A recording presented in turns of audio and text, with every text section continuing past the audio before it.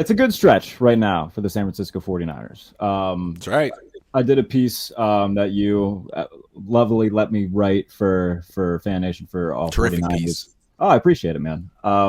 Right now in the NFC, I think that we've been kind of waiting for teams to kind of like show, okay, we're part of this conversation. It's been a weird year where teams just very top heavy in the Yeah. NFC, especially, where teams are just deciding whether they want to be good or not. I think San Francisco kind of put their stamp, like, all right, we're part of this conversation, albeit it was against Colt McCoy, a Cardinals team that's been self-destructing all season long. But when you look at just how well the offense played, how well the defense played, I think this is their best all-around game in a very long time, where the offense is really clicking. All the mouths were getting fed offensively. Ayuk went off. Kittle had 2 touchdowns. Debo had that long run. McCaffrey had, I think, 16 touches offensively. Eli Mitchell had 59 yards on almost over 6 yards a carry. They were playing extremely, extremely well on both fronts. And I don't know, man. I understand that there are some limitations at the quarterback position, which we'll get into. Jimmy looked good, though, for what they asked him to do. Their schedule the rest of the way is a little bit daunting when you look at – they got New Orleans this Sunday. I think that's a game that they should win. They're favored by 8. Should win it. No doubt. Yeah, should win for sure. But in terms of that division, it's a 2-team race. I think that they're the team that's going to end up on top. Okay. I'm just going to ask you a series of questions before I get into my That's argument because I'm Fire setting away. myself up to win this one. No. So you think the Niners are going to win the NFC? If I had to pick right now, yes. Okay. So why are you more confident in them than the Eagles? The Eagles, to me, have a better roster. I don't think that, and it's a little bit of a toss-up. I mean, both teams have really, really good rosters. They do. In terms of Philadelphia, though, I think offensively they're more dynamic. I think you have a quarterback like Hurts who's a pain in the butt with his legs, has taken a step forward as a passer. I do think that on paper Philadelphia is the better team. However, Okay. they have a quarterback that's never won a playoff game. They have a head coach who's never won a playoff game. San Francisco, on the other hand, I mean, their core has been there, done that a few times. I mean, they've been to multiple NFC championship games. They've been to a Super Bowl. We're up by a lot in the fourth quarter of a Super Bowl. And I don't think that that's nothing come January. Fair. That's fair. So I think that Philadelphia, yes, they're the darlings of this season. And I wrote it in the piece. They remind me so much of that 2019 Ravens team where they just run through everybody in the regular season, don't face a ton of adversity, have a quarterback that's dynamic, fun to watch, an offense that's really hard to stop. But once they get into the playoffs, I mean, you face a gritty team. If they do run into San Francisco, like that's not going to be just a gimme. And I think that they could get blitzed by a team like that come January if they're a team that really hasn't faced any adversity. And I think that adversity can sometimes be a blessing in disguise. Okay, that's very well articulated. I think you hit every single point that anyone could possibly hit to express some skepticism of the Eagles, which is fair because no team in the NFL is great. Yeah. None of them. But like, what kills me? Like, let's take a step back. The Eagles have struggled the last 2 weeks. They lost to the Commanders. They barely beat the Colts. They're not looking great, but they're 9-1. Mm-hmm. And you can say like they have no signature wins. They haven't really been tested. All that is true. Then you look at the Niners. Okay, now let's look at the 49ers. They're 6-4. They have no signature wins. The one time they've been tested, they lost by 21. They've lost 3 games that they should have won. So just when you step back, like their resume isn't as good as the Eagles. I mean, they've had similar situations and fumbled more than the Eagles have. But the difference is the Niners have gotten their stuff together recently. Last 3 weeks, they've looked good. At least 2 of the last 3 weeks, they've looked really good. And the Eagles haven't. So is it like a little bit of prisoner of the moment? Like, are the Eagles getting exposed? Maybe. Have the Niners figured it out?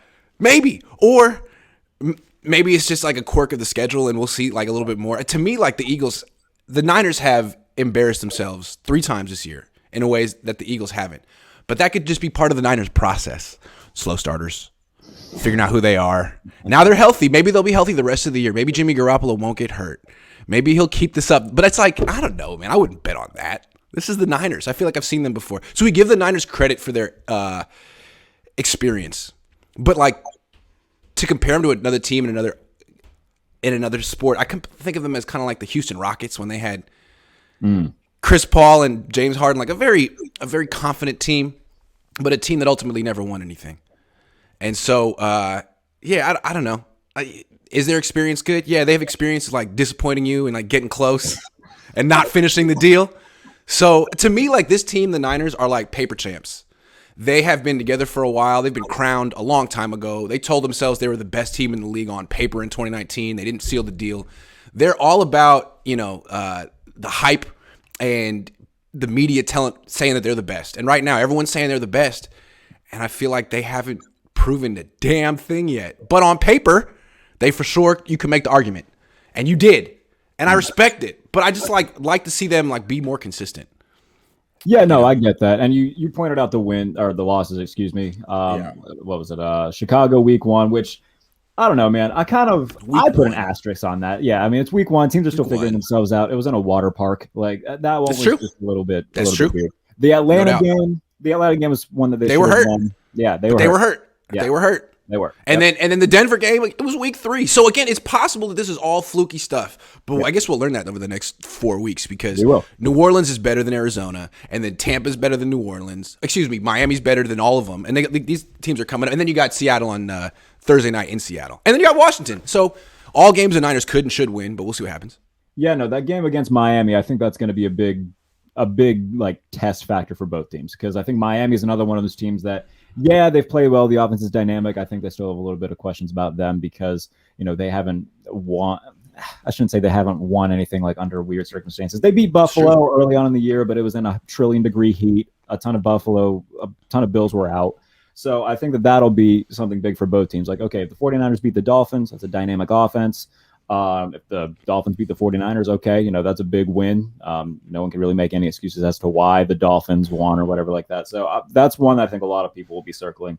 But yeah, I mean, this next stretch, home for Miami, home for Tampa Bay. And I think that's something that they have in their pocket is that they're at home for both of those, which is definitely helpful. To Seattle, host the Commanders, to Vegas, close out, playing the Cardinals again. So let's talk about that Miami game. To me, that's the key game because right now, I mean, everyone's talking about the Niners offense because they traded for Christian McCaffrey, and there's a lot of stars on it, but this is a defense first team. This is a defense that's given up 0 points after halftime 3 consecutive weeks.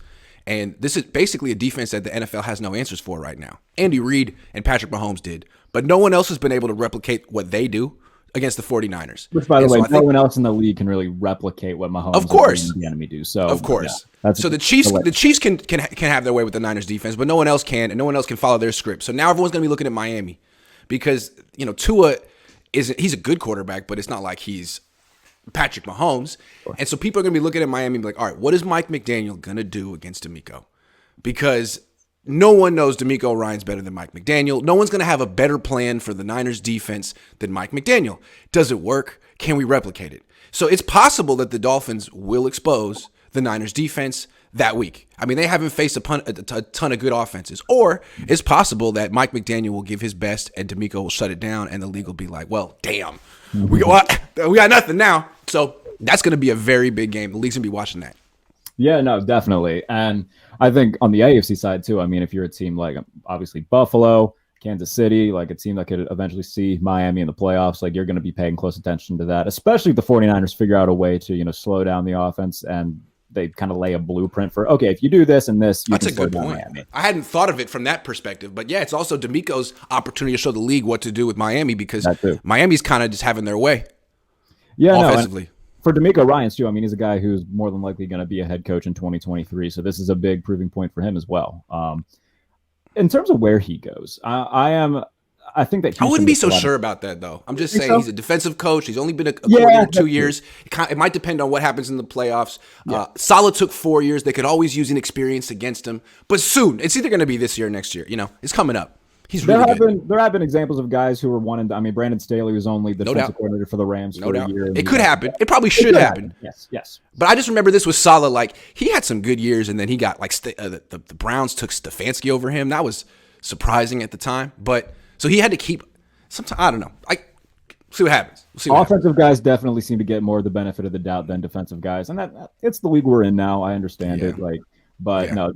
Also, excuse me, coaches of color. It's not fair, but it's not. A nice clean cut white guy who has one good year. Hey, he's the next. You know what I'm saying? It's unfair, but that's the way it goes sometimes. Yeah, and if he stood in an elevator with Sean McVay, then he's thrown in line for. But as someone who's been around DeMeco Ryans, he seems like His results as a coordinator speak for themselves. Yeah. But as a leader, he seems like the real deal. He played in the league. He has this like very upbeat, positive attitude that a lot of coaches can't really pull off. I think a lot of coaches get upset and nervous when they're losing. He really is very calm and upbeat. Like, I'm sure he played that way, and I'm sure it's why he was good. So I think it resonates with a lot of these players. It seems like he's going to be a good. The only thing with coaches like him is who's your offensive coordinator and your quarterback coach. That's the question. So that if he has an answer for that, he's in. I feel like Houston would make a lot of sense for him, especially in light of the Colts going the Jeff Saturday route, a guy who played in Houston. I think a lot of guys would really rally around that. He coached. He played there. He played there. Good point. Yeah. I guess he turned down Minnesota.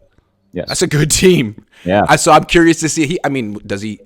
He might just hang out with the Niners until he finds like the best possible. He may not even want a job. I guess he'll have to see what the options are. There's plenty of guys who just stayed really good coordinators forever. Dick LeBeau made a career out of it. So yeah, why not? Or I think from D'Amico's perspective, he's not even 40 yet. He's got the number one defense in the league. His stock's not going down anytime soon. No. Don't just jump at the first job. Because a lot of times a defensive coach jumps at the first job, gets fired in 2-3 years, never gets another opportunity. That's true. So you got to make sure it's good. Defensive guys, especially, we already touched on it. Offensive guys tend to get more of the benefit of the doubt. Yeah. Look at Saleh right now. Saleh's put together a good team, but that quarterback situation is falling apart. Now you're like, uh-oh. I'm glad you touched on it because that's a perfect transition into my next question. Jimmy G to the Jets next season makes so much sense. So much sense. There's a lot of connective tissue there. Yeah, I can see that. When you look at the way that they're built right now, when Breece Hall gets healthy, they got Michael Carter, Breece Hall, James Robinson, two really good receivers, good offensive line, and a defense that's built with young studs. Is that not how the 49ers have ran their team the past few years? Yeah, it would make sense. I just feel like Jimmy Garoppolo. I want to see how the season ends for Jimmy Garoppolo because he was doing this last year. Then he got hurt, and then the Niners could. At this point last year, the Niners were thinking, we're going to trade Jimmy for 2 first-round picks. Like they were getting real greedy. And then the thumb, the shoulder, the playoffs, and it's like, oh, you got nothing for him. Like let's let the season play out because if he can continue this, if he wins the Super Bowl, he's probably going to get a 5-year contract that's huge. And frankly, I don't trust him on a 5-year contract. If they win the Super Bowl, do you think they're still getting rid of him? Like at that point, I think that's kind of the bar, though. Like it's the absolute, okay, if he wins, then they're kind of stuck. Isn't that what people said about the Ravens and Joe Flacco 10 years ago? Like that was the worst decision they ever made. Oh yeah, horrible. Bringing him back. Yeah. They might. I don't think it'd be the right move. But also, what they said publicly about why they were moving on from Jimmy Garoppolo is that they said they couldn't afford him. They're like, there's a salary cap, and we want to keep these players, and we needed a cheaper quarterback. Kyle said that. So all of a sudden, if Jimmy wins the Super Bowl, are they going to rebuild their salary structure or maybe get rid of Nick Bosa and be like, actually, no, we want to spend $20-30 million a year on Jimmy Garoppolo? I don't know. Maybe Jed York says get it done, in which case, what are you going to do? Yeah. I think you make some emotional decisions after a Super Bowl, but we're not exactly there yet. That's a fair point. That is a fair point. We'll see what happens. He's got to stay healthy. He's done that one time in his career through an entire season. So, it's been 8 games. Nice, Jimmy. Cool. Now you got another 7, and then the playoffs. Let's see what you got. And in terms of, the rest of the NFC, too, we touched on it already. It's Philadelphia, Dallas, if you want to sprinkle in Minnesota and San Francisco. Outside of that, we're going to get Geno Smith, Daniel Jones, and who else in the playoffs? Maybe Tampa Bay. That's why I'm so curious about the Niners. You've literally faced. The Seahawks is your best win. Nice. Yeah. The Saints beat the Seahawks. Cool. If you beat the Saints this week, that's your best win, and you should beat the Saints. This is the ramp up to the playoffs right now. You've had a cupcake schedule. You fumbled a few games. It doesn't really matter. Let's see who you really are. Because last week against the Cardinals, Jimmy Garoppolo stood there. He was never under pressure. God love him. He did what he needed to do. But all I know is Andy Dalton faced the Rams last week, did the same exact thing. Yeah. The same thing. And no one cares. Chris Olave over the head of Jalen Ramsey did Andy Dalton have. No one cares, Andy Dalton, as they shouldn't. But the Niners have one good game in Mexico City against the Cardinals, and everyone's like, boom! And the Niners are like, see? We're 6-4, but it doesn't matter. It's I don't like that about this team, man. They need to get more skepticism. The way people talk about the Eagles, the Niners need to internalize that and be like, no one believes in us. It's us against the world. No, it's not you against the world. It's you and everyone saying you're the best. But I don't know. I feel like in 2019, that fueled them. No one believed in them in 2019. They're like, well, Jimmy's not that good, and then they went that far this year. I don't know. Ever since then, it's been something strange about this team. They win 3 games, and they're like, boom, we proved ourselves. Don't lose to the Saints. If they lose to the Saints this week, it'd be really bad. But it's got all the makings of a trap game. It's like you just did all that extra travel last week. It's a short week. Emotional win. You're looking toward the Miami Dolphins. Like on the other hand, it's almost December. This is a veteran team. They know this is the time to not overlook an opponent. So I'm picking the Niners to win. I don't think the Saints have enough offense to really do anything against D'Amico's defense, but I also think it's going to be a close game. The Niners are averaging 19 points per game against non-divisional opponents. What the hell is that, Jarrett? Jesus. Explain that one. 19. I didn't know that.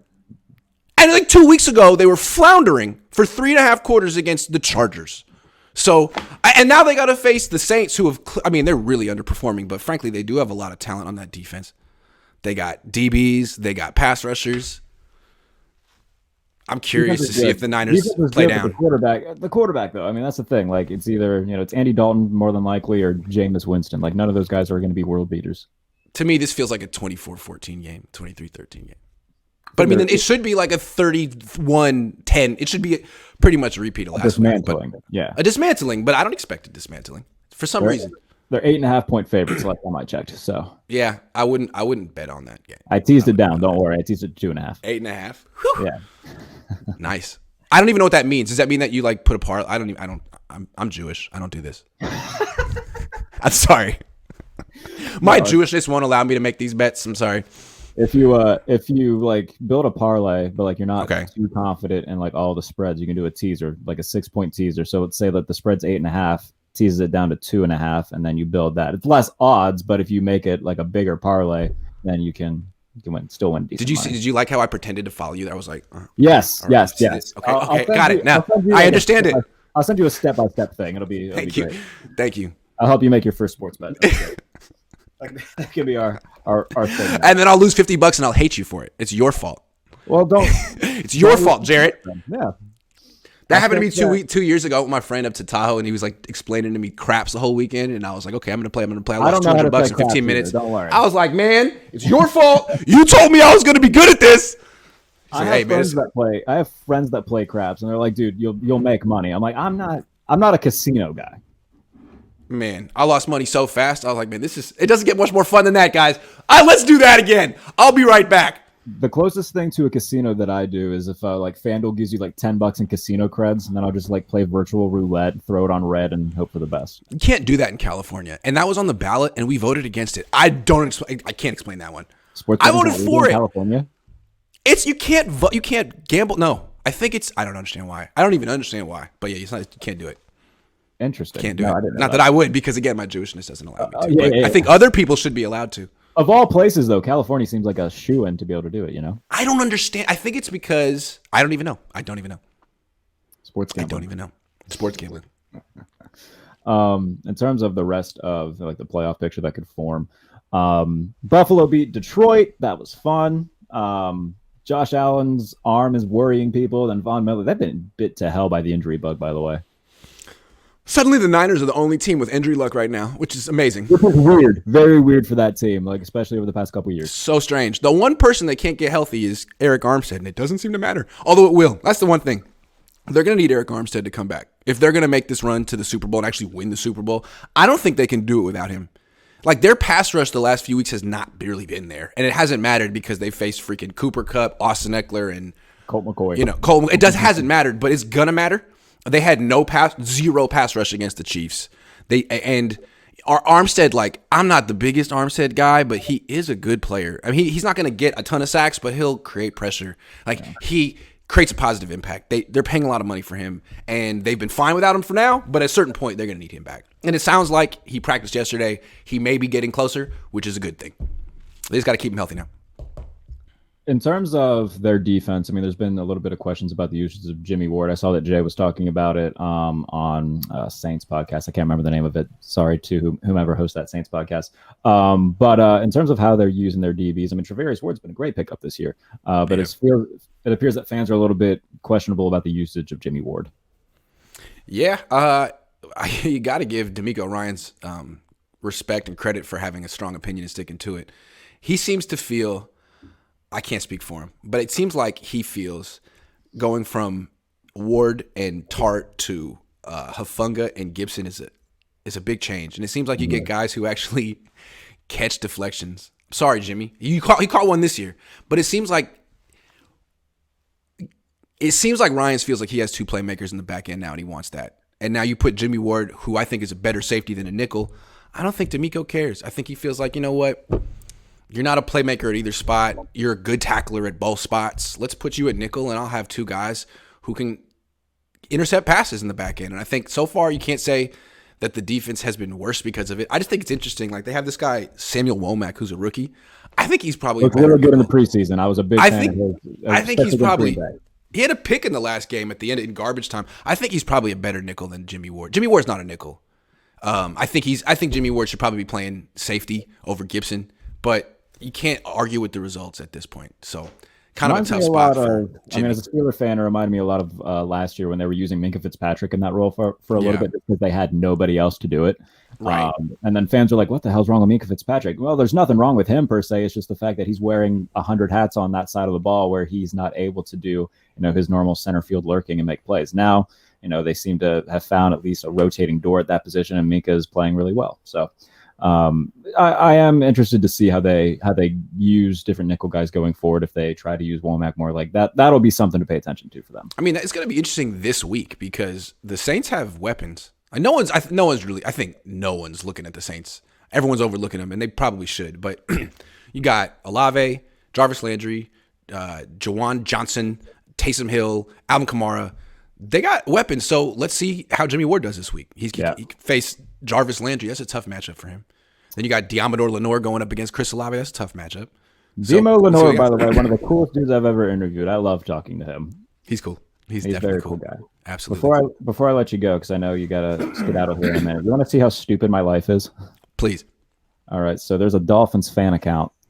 Dolphins fans hate me, by the way. You follow me on Twitter. Are they taking receipts? Oh, I'm on that. I'm on that. Oh, that's funny, man. I'm glad I'm not like part of that. That's pretty funny because I said that Mike McDaniel should not take that job and that it would ruin his career. So I was wrong about that.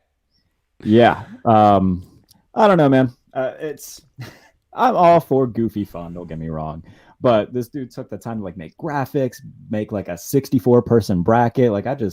I'm genuinely concerned about that person. You got to let the Dolphins fans have this moment because they haven't had anything to brag about since Ace Ventura 1. Right. You know what I'm saying? Nothing. Before last season, they hadn't had consecutive years with winning seasons since 2002, 2003. They're a very passionate fan base with nothing to root for since Dan Marino. In fact, I bet if you go around their airport, there's still pictures of Dan Marino at 28 years old and his little Jerry curl. Who else are they going to put there? They had Dante Culpepper for Jay Fiedler. Yeah, a lot of just Matt Moore. Yeah, young Ryan Tannehill. That's good. Dude, yeah. They paid Ryan Tannehill $96 million. Remember that? 6 years. Hey, dreams do come true. Yeah.